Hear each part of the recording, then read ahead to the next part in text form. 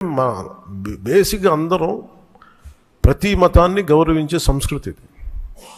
ఈ దేశంలో హైందవ సంస్కృతి లేకపోతే మిగతా సంస్కృతులు లేవు. అలాంటి హైందవ సంస్కృతి మీద ఇంత అపవిత్రం జరిగినప్పుడు వీళ్ళు రిపీటెడ్గా చేస్తున్నప్పుడు ఇది చెప్పాలా లేదా అని కూర్చొని చాలా తర్జనలు పడి నాకు పర్సనల్గా గిల్ట్ ఉండి అరే మనం ఇంత కళ్ళ ముందు ఇంత రిపోర్ట్ మాట్లాడకపోవటం అని చెప్పి చేసిన తర్వాత దాని తద్వారా మీకు అంశాలు తెలుసు.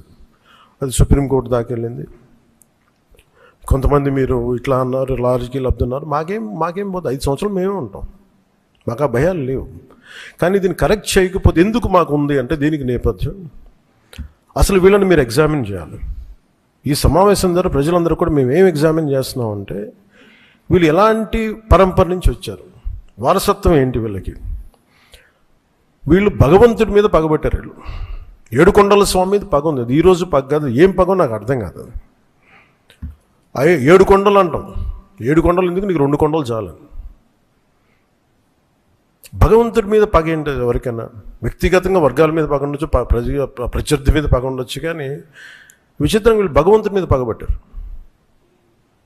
మేము ఆ కోణం నుంచి నాకు అనిపించింది దీన్ని కరెక్ట్ చేయాలి, ఇది చెప్పాలి. ఇది నేను ఎందుకంటే నేను మాట్లాడేటప్పుడు మేము చాలా ఒళ్ళు దగ్గర పెట్టుకొని మాట్లాడతాం. ఎందుకంటే వీల్ ఫేస్ ద కాన్సిక్వెన్స్ మాకు తెలుసు.